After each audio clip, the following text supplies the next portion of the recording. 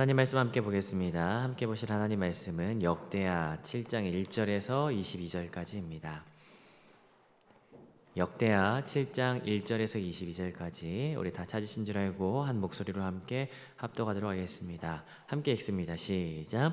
솔로몬이 기도를 마침에 불이 하늘에서부터 내려와서 그 번제물과 제물들을 사르고 여호와의 영광이 그 성전에 가득하니 여호와의 영광이 여호와의 전에 가득함으로 제사장들이 여호와의 전으로 능히 들어가지 못하였고 이스라엘 모든 자손은 불이 내리는 것과 여호와의 영광이 성전 위에 있는 것을 보고 돌을 깐 땅에 엎드려 경배하며 여호와께 감사하여 이르되 선하시도다 그의 인자하심이 영원하도다 하니라. 이에 왕과 모든 백성이 여호와 앞에 제사를 드리니 솔로몬 왕이 드린 제물이 소가 22,000마리요 양이 12만 마리라. 이와 같이 왕과 모든 백성이 하나님의 전에 낙성식을 행하니라. 그때 제사장들은 직분대로 모셔섰고 레위 사람도 여호와의 악기를 가지고 섰으니 이 악기는 전에 다윗 왕이 레위 사람들에게 여호와께 감사하게 하려고 만들어서 여호와의 인자하심이 영원함을 찬송하게 하려 하던 것이라. 제사장들은 무리 앞에서 나팔을 불고 온 이스라엘은 서 있더라. 솔로몬이 또 여호와의 전 앞들 가운데를 거룩하게 하고 거기서 번제물과 화목제의 기름을 드렸으니 이는 솔로몬이 지은 놋제단이 능히 그 번제물과 소제물을 기름을 용납할 수 없음이더라. 그때 솔로몬이 7일 동안 절기를 지켰는데 하맛 어기에서부터 애굽 강까지의 온 이스라엘의 심히 큰 회중이 모여 그와 함께 하였더니 여덟째 날에 무리가 한 성회를 여니라. 제단의 낙성식을 7일 동안 행한 후 이 절기를 7일 동안 지키니라. 일곱째 달 제23일에 왕이 백성을 그들의 장막으로 돌려보내매 백성이 여호와께서 다윗과 솔로몬과 그의 백성 이스라엘에게 베푸신 은혜로 말미암아 기뻐하며 마음에 즐거워하였더라. 솔로몬이 여호와의 전과 왕궁 건축을 마치고 솔로몬의 심중에 여호와의 전과 자기 궁궐에 그가 이루고자 한 것을 다 형통하게 이루니라. 밤에 여호와께서 솔로몬에게 나타나사 그에게 이르시되 내가 이미 내 기도를 듣고 이곳을 택하여 내게 제사하는 성전을 삼았으니 혹 내가 하늘을 닫고 비를 내리지 아니하거나 혹 메뚜기들에게 토산을 먹게 하거나 혹 전염병이 내 백성 가운데 유행하게 할 때에 내 이름으로 일컫는 내 백성이 그들의 악한 길에서 떠나 스스로 낮추고 기도하여 내 얼굴을 찾으면 내가 하늘에서 듣고 그들의 죄를 사하고 그들의 땅을 고칠지라. 이제 이곳에서 하는 기도에 내가 눈을 들고 귀를 기울이리니 이는 내가 이미 이 성전을 택하고 거룩하게 하여 내 이름을 여기에 영원히 있게 하려 하였음이라. 내 눈과 내 마음이 항상 여기에 있으리라.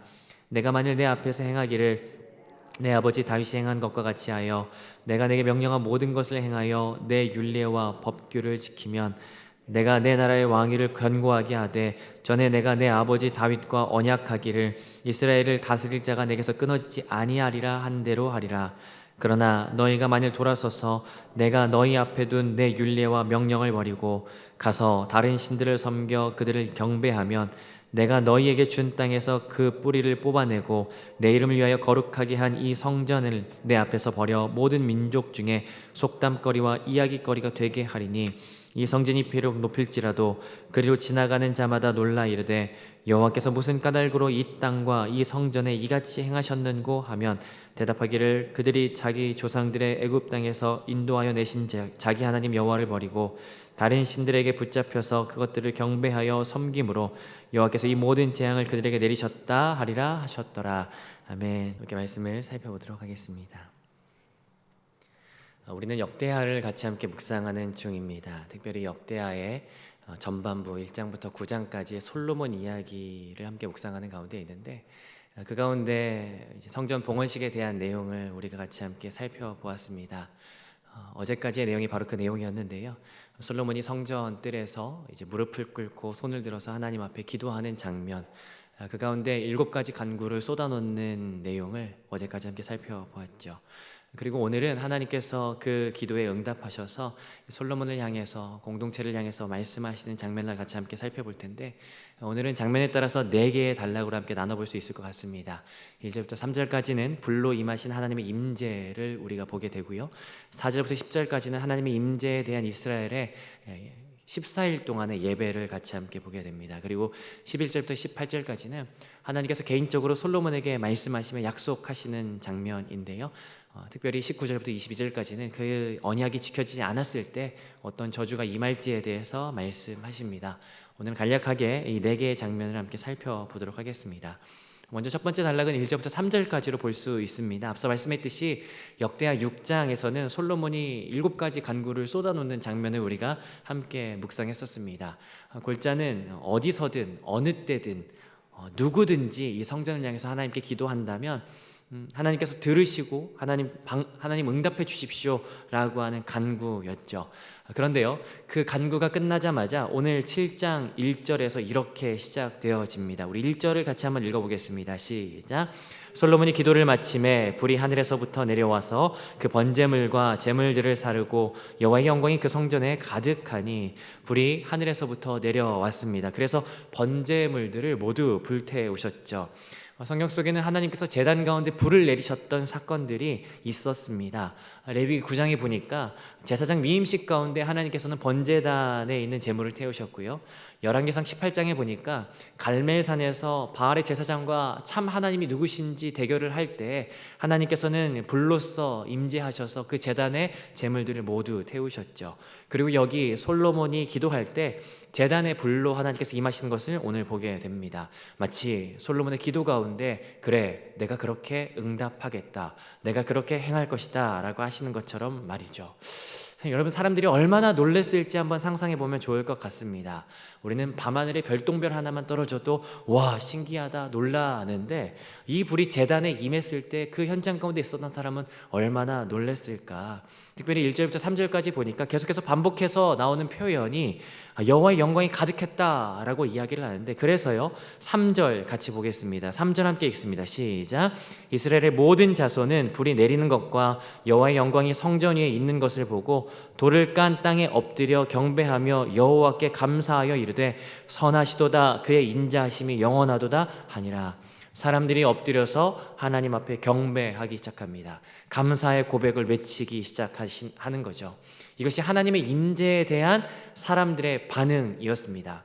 여러분, 하나님의 임재에 대한 사람의 반응, 이것을 뭐라고 하는지 혹시 아십니까? 이것을 예배라고 합니다. 그리고 그 예배는 4절에 계속해서 이어지는 것을 보게 되죠. 두 번째 단락 4절부터인데요. 4절 같이 한번 읽어보겠습니다. 시작. 이에 왕과 모든 백성이 여호와 앞에 제사를 드리니. 하나님 앞에 나아가는 방법은 레위기에 기록되어 있습니다. 친히 하나님께서 우리에게 일러주신 방법, 제사로서 사람들이 하나님 앞에 예배하고 경배하기 시작하는 장면이 여기부터 이어지죠.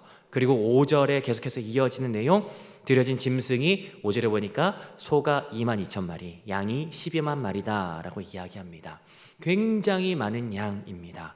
그래서 7절에 보니까 이 번제단의 제물을 감당할 수 없어서 뜰에 번제를 따로 드리는 것을 보게 되죠.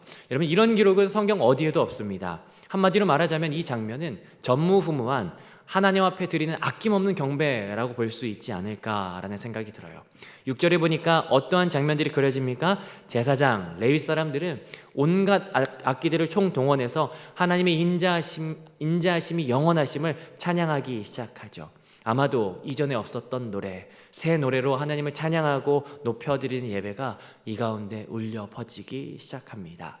여러분, 그런데 우리에게도 그런 일들이 있습니다. 이렇게 감격적인 일들, 감동적인 만남, 감격적인 영화라든지 감격적인 어떤 상황을 마주하게 되면요, 그 상황이 끝나지 않았으면 좋겠다라고 하는 아쉬움을 갖게 되죠. 마찬가지로 영혼을 만족시키는 하나님의 임재로 충만한 이 예배 가운데 한 가지 특별한 상황이 발생합니다. 그것은 8절 앞부분인데요. 8절 앞부분 같이 한번 읽어보겠습니다. 그때 솔로몬이 7일 동안 절기를 지켰는데, 원래는 7일 동안 이 절기를 보내기로 약속되어 있던 것 같습니다. 하맛 어기부터 애굽 강, 온 이스라엘이 같이 함께 예배하는 이 감격적인 예배를 7일 동안 드리려고 했던 것 같은데, 그런데 9절에 보니까 어떤 일이 일어나냐면요, 제가 읽어보겠습니다. 7장 9절. 8째 날에 무리가 한 성회를 여니라. 제단의 낙성식을 7일 동안 행한 후 이 절기를 7일 동안 지키니라. 8째 날에 이제 끝났습니다. 집에 돌아가면 됩니다. 그런데 솔로몬이 주도하지 않았어요. 제사장이 주도하지 않았습니다. 무리가 성회를 또 열기 시작합니다. 그래서 7일을 더하죠. 얼마나 좋았던지, 주님, 제가 이곳 가운데 있기를 원합니다. 은혜를 더 누리고 싶습니다. 라고 하는 그 모습이 여기에 나타나죠. 그 모습을 10절이 그리고 있는데요. 10절 후반부 이렇게 이야기합니다. 10절 후반부 제가 읽습니다. 그의 백성 이스라엘에게 베푸신 은혜로 말미암아 기뻐하며 마음에 즐거워하였더라. 기뻐하다라고 하는 말은 사메아라고 해서 행복감으로 가득 차다라고 하는 의미를 말합니다. 즐거워하다라고 하는 것은 더할 나위가 없다, 토브라고 하는 좋음을 의미하죠. 사람을 보며 세상을 볼 때 우리 안에 만족함이 없었지만 나의 하나님 그분을 볼 때 충만한 만족감으로 더할 나위 없는 그 행복감이 이 가운데 있었다라고 하는 것이에요. 은혜를 누렸다. 사실 이 단락을 묵상하면서 이 단락의 묵상의 내용도 너무 좋은 내용이지만 부러움이 묻어납니다. 부러움이 생기게 돼요. 인간적인 정치와 당략으로 가득한 것이 아니라 하나님 한 분만으로 만족하고 하나님 한 분만으로 기쁨을 누리는 그런 예배가 된다면 얼마나 좋을까. 오늘 우리들의 삶과 우리들이 드려지는 모든 공예배 가운데 이런 예배가 될 수 있기를 주님의 이름으로 축복합니다. 11절부터 18절까지 세 번째 단락인데요. 이어서 또 한 가지 사건이 발생합니다. 11절에 보니까 솔로몬이 이 모든 일을 다 마친 후에 어떤 일이 일어나냐면요, 12절 같이 한번 찾아서 읽어보도록 하겠습니다. 12절입니다. 함께 읽습니다. 시작. 밤에 여호와께서 솔로몬에게 나타나사 그에게 이르시되 내가 이미 내 기도를 듣고 이곳을 택하여 내가 제사하는 성전을 삼았으니, 하나님께서 솔로몬에게 나타나셨습니다. 이미 그가 왕위에 올랐을 때 하나님께서는 이미 그에게 나타나셔서 1000번제를 드린 이후에 그에게 네 소원이 무엇이냐라고 말씀하셨던 장면이 있었죠. 그 이후 하나님께서 나타나시는 두 번째 장면입니다. 성전 가운데 임재하셨던 그 이스라엘의 하나님께서 이제는 솔로몬에게 임하셔서 친밀하게 그에게 찾아와 말씀하시는 섬세함을 우리가 발견하게 되죠. 그 말씀하신 내용은 세 가지였습니다. 사실 솔로몬이 앞서서 6장에서 하나님 전쟁이 날 때, 또 비가 내리지 않았을 때, 포로로 끌려갈 때, 전염병이 도는 가운데 라고 하면서 7가지 간구를 하나님 앞에 쏟아놓지 않습니까? 사실 이 간구는 솔로몬이 왕으로서 국가적으로 중요하기 때문에 간구하는 걸 수도 있겠지만 개인적으로도 가장 두려워하는 상황이지 않았을까 싶습니다. 그런데 하나님께서 찾아오셔서 그 간구에 대한 말씀 솔로몬에게 직접적으로 하시는 것 보게 되죠. 13절 같이 한번 읽어보겠습니다. 시작. 혹 내가 하늘을 닫고 비를 내리지 아니하거나 혹 메뚜기들에게 토산을 먹게 하거나 혹 전염병이 내 백성 가운데 유행하게 할 때, 죄로 인한 고난이 있을 때 어떻게 하겠다고 하시냐면요, 14절도 함께 읽습니다. 시작. 내 이름으로 일컫는 내 백성이 그들의 악한 길에서 떠나 스스로 낮추고 기도하여 내 얼굴을 찾으면 내가 하늘에서 듣고 그들의 죄를 사하고 그들의 땅을 고칠지라. 내가 그들의 땅을 고칠지라. 여러분, 그런데요, 하나님께서 여기에서 이 땅을 고치겠다라고 하시는 말씀, 이 부분에서 사실은 중요한 부분이 한 가지 있습니다. 뭐냐면요, 하나님께서 사실은 말씀하실 때 선지자를 통해서 말씀하시는 것이 일반적이었습니다. 그런데 직접적으로 말씀하시는 경우는 굉장히 이례적이죠. 그러면서 하나님께서 이례적인 말씀을 통해서 말씀하시는 것, 내가 다 고칠 거야 라고 말씀하시는데, 근데 우리가 늘 언제나 생각할 때 그 강조점이 고칠 거야 라고 하는 데에만 우리는 묵상하기를 즐겨하고 그곳 가운데 우리 하나님의 포커스가 있다고 생각합니다. 그렇지 않습니다. 14절의 무게중심은 그 앞부분에 있습니다. 너희가 악한 길에서 떠나고 너희가 스스로 낮추고 기도하여 내 얼굴을 찾을 때 회복하겠다라고 말씀하세요. 악한 길에서 떠나다라고 하는 말은 가던 길에서 완전히 돌아서는 것을 의미합니다. 스스로 낮추다라고 하는 것은 어떠한 수치심, 어떠한 낮아짐에도 불구하고 용서를 구하는 자세를 말해요. 기도하여 내 얼굴을 찾는다라고 할 때 특별히 그 얼굴을 찾는 것은 그 누구도 회복할 수 없다, 하나님만이 회복하실 수 있다, 그분만이 유일한 길이다 라고 하는 마음으로 얼굴을 찾는 것을 이야기하는 거예요. 그렇다면 이 세 가지는 한마디로 말하면 뭘 말합니까? 그건 회개이죠. 그러므로 하나님께서 솔로몬에게 하시는 말씀은 전적으로 너에게 복을 주겠다라고 하시는 것이 아니에요. 제한적인 복입니다. 이것을 신학적 용어로 언약이라고 이야기하죠. 하나님께서는 축복만 말씀하시지 않습니다. 언약을 맺으시는 거예요. 두 번째 15절부터 16절까지인데 16절만 같이 한번 보겠습니다. 16절 함께 읽습니다. 시작. 이는 내가 이미 이 성전을 택하고 거룩하게 하여 내 이름을 여기에 영원히 있게 하였음이라. 내 눈과 내 마음이 항상 여기에 있으리라. 아시다시피 하나님은 크신 분이시죠. 아무리 화려한 성전이라 할지라도 하나님 입장에서는 그저 조악한 건물밖에 되지 않습니다. 그러나 하나님께서 약속하시는 거예요. 내 마음과 내 눈이 여기에 있겠다. 내가 여기에 거하겠다라고 말씀하세요.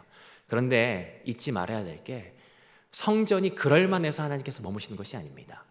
솔로몬이 그럴만한 인물이라서 그 하나님의 임재가 있는 것이 아니죠.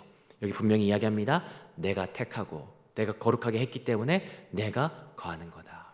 반대로 말하자면 이 말은요, 언제든지 하나님께서 임재하지 않으실 수 있다. 이게 언약입니다. 그래서 20절에 보니까 너희가 그렇게 행하지 않을 때 성전을 버리겠다라고도 말씀하세요.